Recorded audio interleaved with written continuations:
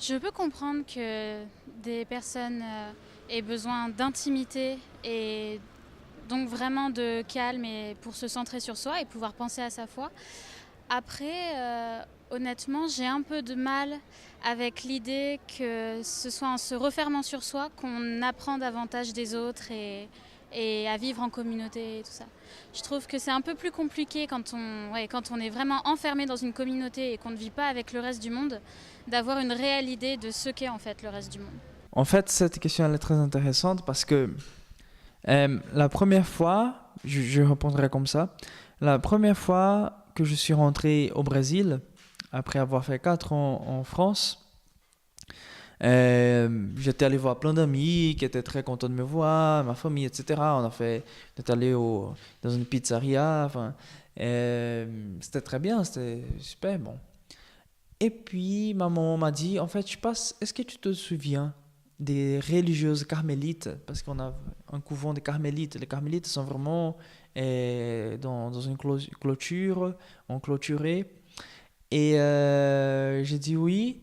Elles veulent te voir. Ben, je me dis, ah bon, elles se souviennent de moi? Oui, parce que tu es venu ici une fois, dans une messe, je sais pas quoi. Elles se souviennent bien de toi. Ils me posaient à chaque fois la question sur toi.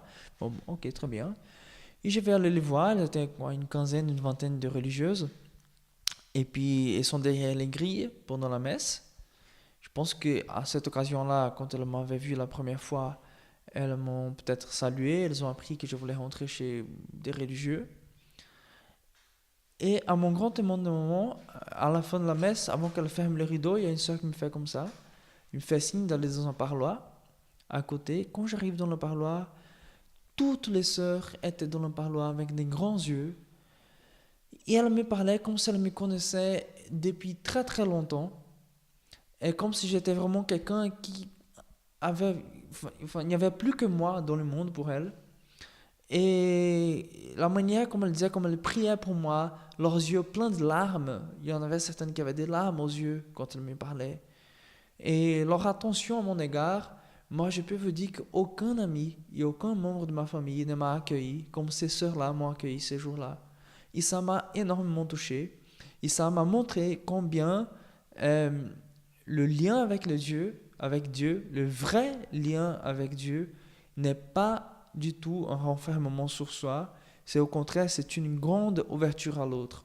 Je leur tire mon chapeau parce que c'est un choix vraiment extrême de laisser, si on peut dire, tous les plaisirs du monde. Quand on dit plaisir du monde, c'est les péchés, et de se consacrer uniquement qu'à Dieu, uniquement à leur prochain et tout. Franchement, il faut être fort pour faire ça. Forcément, je le compare à ce que ça me ferait à moi et je me dis que ça doit être quand même extrêmement difficile. Je pense, oui, que c'est difficile. C'est extrêmement difficile.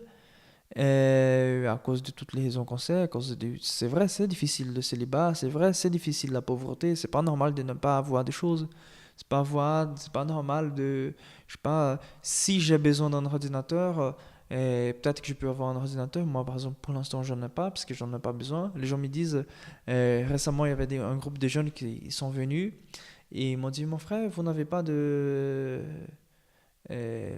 smartphone, enfin de téléphone? Je dis non. Mais pourquoi? Mais puisque j'en ai pas besoin. Et puis là, ils disent, ah oui, c'est vrai. Oui, bah, si je n'en ai pas besoin. Après, si un jour j'ai besoin, je vais avoir. Donc, en tant qu'étudiant, là, je n'ai pas besoin. Après, dans l'apostolat, dans la vie apostolique, j'aurais besoin, comme j'ai déjà eu besoin quand j'étais en stage apostolique. Mais ça ne m'appartient pas. Donc, c'est pas normal. Donc, c'est difficile. Mais à la fois, quand je vois la lutte que c'est être un chrétien dans le monde d'aujourd'hui, je rejoins un peu les objections qui ont été faites de dire il se retire du monde, etc. Donc, en quelque sorte, je suis plus protégé que ceux qui sont dans le monde, qu'une famille chrétienne qui essaie de vivre et élever ses enfants d'une manière chrétienne selon leurs principes de vie. Je trouve qu'ils sont vraiment des héros, des vrais héros de la foi, des vrais martyrs de la foi. Donc, euh, je pense qu'objectivement, c'est vrai, on s'est dit, c'est plus difficile, mais à la fois, on est quand même plus protégé, je trouve. J'avoue que ça m'a tenté plusieurs fois dans ma vie. Par contre, c'est pas pour Dieu, je pense qu'ils le font, c'est pour eux. Alors, au nom de leur religion, je veux dire que c'est pas parce que Dieu compte pas, Mais c'est pas pour Dieu qu'ils le font, c'est pour donner un autre sens et une autre forme à leur vie. Mais c'est une vie qui est quand même très retirée de l'agitation du monde et à mon avis, c'est une belle vie. C'est pas pour Dieu, c'est pour eux. Je suis d'accord avec elle sur la deuxième partie, que c'est pour eux, mais c'est pas que c'est pas pour Dieu. Ça s'oppose pas. C'est pour eux et pour Dieu. Il n'y a aucune opposition entre les deux. Moi, je suis rentré chez les frères pour moi. C'est pour mon bonheur. Si j'étais triste, moi, je ne serais pas rentré chez les frères. C'est tout simple. Et c'est tout simplement parce que Dieu ne me veut pas triste. Me veut heureux. Donc, il n'y a aucune opposition. Au contraire, c'est à travers le désir et à travers la manière dont je vis de cette vie que je peux discerner. Le discernement, il se pose comme ça. Est-ce que quelqu'un a une vocation ou pas? Voyons quel est son désir profond de son cœur et voyons comment il vit concrètement. Et à ces moments-là, je peux poser un discernement parce qu'il n'y a pas d'opposition entre le pour eux et pour Dieu. C'est pour Dieu et c'est pour moi. C'est les deux, il n'y a aucune opposition.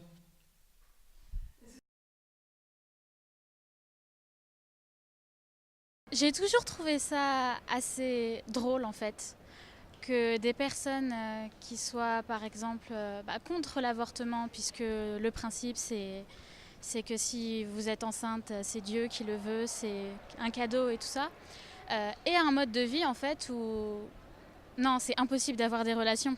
Disons, en fait, je pense que c'est la question vérévienne un peu. Il y a deux choses différentes, c'est-à-dire il y a un ordre naturel qu'il faut respecter et il y a un ordre surnaturel qui ne vient pas s'opposer à l'ordre naturel, mais qui vient le surrelever. Et l'avortement, c'est une question infranaturelle, parce que je déshumanise la personne. Donc c'est normal qu'on soit contre l'avortement, parce que l'avortement, il va contre la nature de l'homme.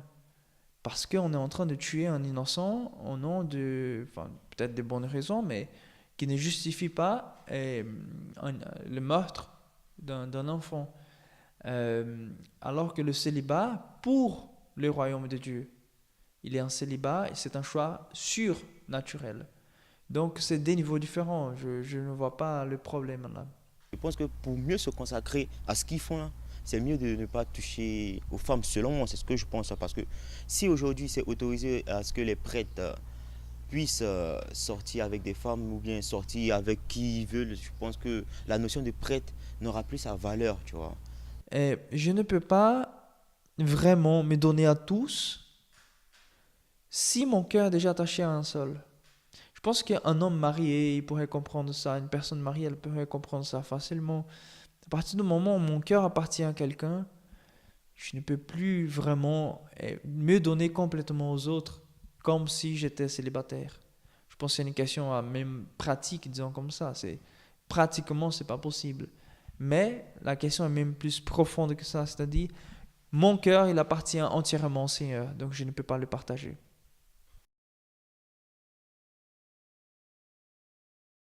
Non, moi je suis toujours un peu réticent sur le fait de convertir des gens, que certaines personnes viennent à eux pour justement éventuellement se convertir ensuite, pourquoi pas, mais c'est vrai que je suis toujours un peu méfiant. Je pense pas que ce soit une bonne chose parce que on l'a vu ça dans l'histoire, ça détruit les cultures, ça détruit les peuples et je suis pas vraiment en accord avec cette façon de chercher à imposer sa façon de penser.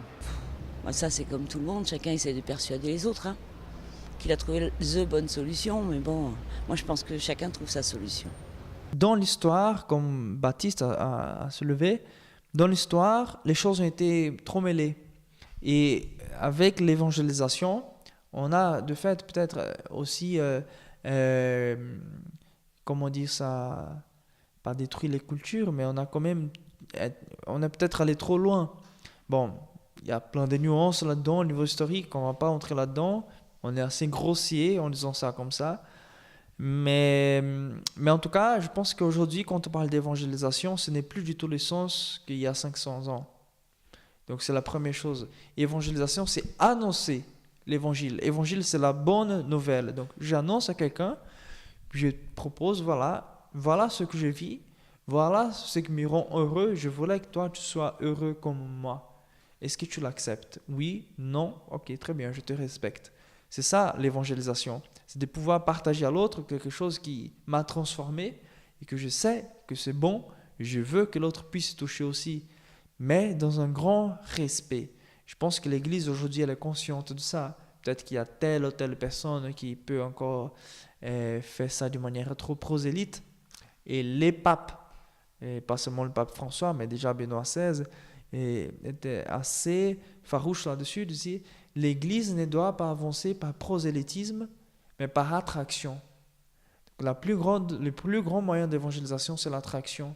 C'est-à-dire, si moi, je vis pleinement du Christ, les gens, là, ils seront touchés, ils pourront voir quelque chose et peut-être se poser des questions. Mais si il s'agit du prosélytisme, c'est-à-dire si je viens vers eux pour à tout prix ouvrir leur tête, y mettre quelque chose, là, ce n'est pas ce que l'Église entend par évangélisation. Donc je pense que là, en fait, le problème, c'est juste bien préciser qu'est-ce qu'on entend par évangélisation.